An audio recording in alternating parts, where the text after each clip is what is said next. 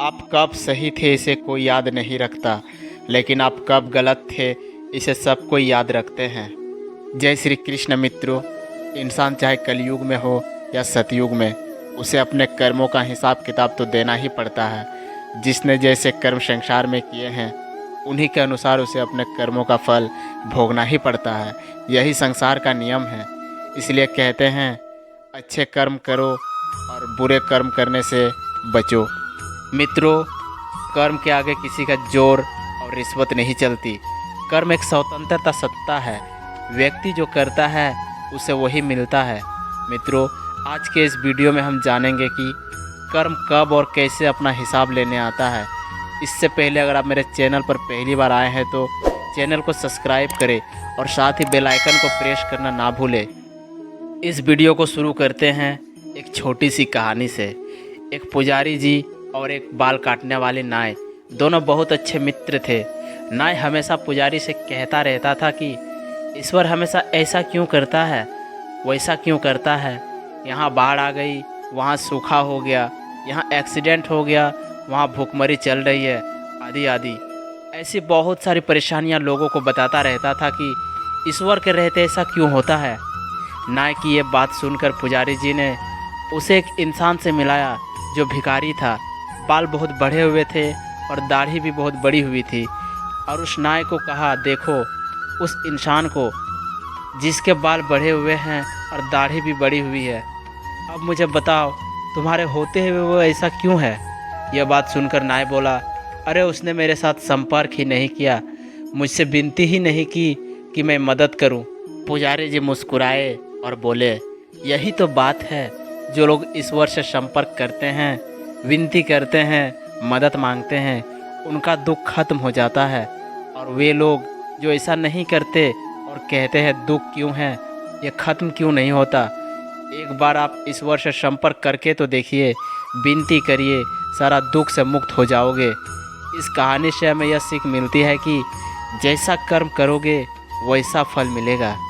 मित्रों, कर्मों का फल कब और कैसे मिलता है, इसे और एक कहानी से समझने की कोशिश करते हैं। एक राजा था जो अपनी प्रजा का बहुत ख्याल रखता था। वो अपनी प्रजा के बीच जाता और उनकी समस्याओं को सुनता था। वो कोशिश करता था कि वो उनकी समस्याओं को दूर कर सके। एक बार राजा अपने राज्य में भ्रमण करने के लिए निकले हुए थे। तब उनके कुर्ते का एक बटन टूट गया। यह देख राजा ने अपने मंत्री को तुरंत बुलाया और उसे आदेश दिया कि वो गांव से एक अच्छे दर्जी को बुला लाए जो उनके कुर्ते का बटन लगा सके। यह सुन मंत्री ने गांव में दर्जी की खोज शुरू कर दी। संयोग से उन्हें एक दर्जी भी मिल गया। गांव में उसकी एक छोटी सी दुकान थी। उस दर्जी को जल्दी ही राजा के पास लाया गया। उस दर्जी से राजा ने कहा कि क्या वे उसके कुर्ते का बटन मिल सकता है। दर्जी ने कहा कि यह तो बड़ा ही आसान काम है। दर्जी ने अपने थैले से धागा निकाला और कुर्ते का बटन लगा दिया। राजा बेहद खुश हुआ और उसे पूछा कि वो उन्हें कितने पैसे दे। इस बात पर दर्जी ने कहा, इतने से काम के लिए वो पैसा नहीं ले सकता है। पर राजा ने दर्जी से कहा कि वो इसकी कीमत ज़रूर देंगे। दर्जी ने सोचा कि उसने तो बस धागा ही लगाया, तो उसके लिए 10 रुपये मांग लेता हूँ। फिर दर्जी ने सोचा कि कहीं राजा यह ना सोचे कि इतने से काम के 10 रुपये तो गांव वालों से कितना लेता होगा। ये सब सोच समझकर दर्जी ने कहा कि वो अपनी मर्जी से या अपनी इच्छा से जो भी देंगे वो ले लेंगे। यह सुन राजा ने अपनी हैसियत के मुताबिक उसे 2 गांव देने का फैसला किया। राजा ने कहा कि कहीं समाज में उसका रुतबा छोटा ना हो जाए, इसलिए उसने यह आदेश दिया। दर्जी ने मन में सोचा कि कहाँ वो 10 रुपये मांग रहा था और कहाँ वो 2 गांव के मालिक बन गया। इस कहानी से हमें यह सीख मिलती है कि हम अपनी क्षमता के अनुसार सोचते हैं, लेकिन भगवान हमें अपने हिसाब से सब कुछ देते हैं। हम सब छोटा मांगते हैं और कई बार भगवान हमें उनके देने की क्षमता के आधार पर कुछ अच्छा और बड़ा दे देते हैं। इसलिए गीता में श्री कृष्ण ने कहा है कि कर्म करो, फल की इच्छा मत करो। तो ध्यान से सुनिएगा द्रौपदी चीरहरण की कथा। जब धर्मराज युधिष्ठिर कौरवों से जुआ में अपना सब कुछ हार गए और द्रौपदी को भी दांव पर लगा के हार गए। तब दुर्योधन ने अपने भाई दुशासन को द्रौपदी को बीच सभा भवन में लाकर उसके वस्त्र उतारने का निर्देश दिया। दुशासन जब पंचाली का चीर खींचने लगा तो उसने सभा भवन में उपस्थित सभी लोगों से मदद मांगी, लेकिन किसी भी व्यक्ति ने द्रौपदी की कोई मदद नहीं की।